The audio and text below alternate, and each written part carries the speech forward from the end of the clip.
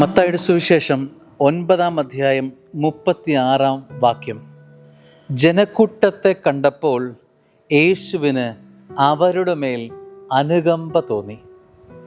യേശുവിന് അവരോട് തോന്നിയത് അനുകമ്പ, കമ്പാഷൻ. ആ മുഖത്തേക്കൊന്ന് നോക്കുക സ്നേഹികളെ. ആ മനസ്സിൽ, ആ മുഖത്ത് വിടരുന്നത് എന്താണ്?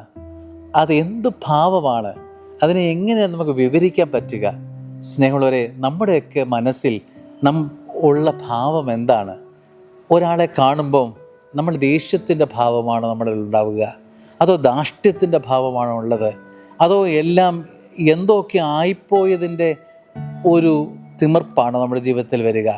എന്ത് ഭാവമാണ് നമ്മൾ പ്രകടിപ്പിക്കുന്നത്? ക്രിസ്തു സ്വഭാവം ഒപ്പിയെടുക്കേണ്ടതല്ലേ? ക്രിസ്തു പറയുക, ഇടയനില്ലാത്ത ആടുകൾ.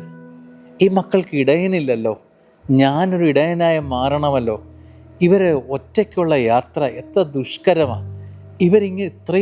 ഇത്രയൊക്കെ നിൽക്കുന്നല്ലോ. അതുകൊണ്ട് ക്രിസ്തു ആ സ്നേഹം തിരിച്ചറിഞ്ഞ് അവരിലേക്ക് പടരാൻ ശ്രമിക്കുകയാണ്.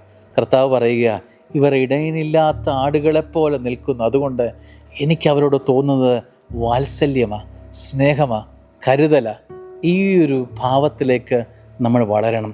ഇതാണ് ഒരു അപ്പൻ്റെ ക്വാളിറ്റി, ഇതാണ് ഒരു സ്നേഹിതൻ്റെ ക്വാളിറ്റി, ഇതാണ് ക്രിസ്തു സ്നേഹത്തിൻ്റെ സ്വഭാവം.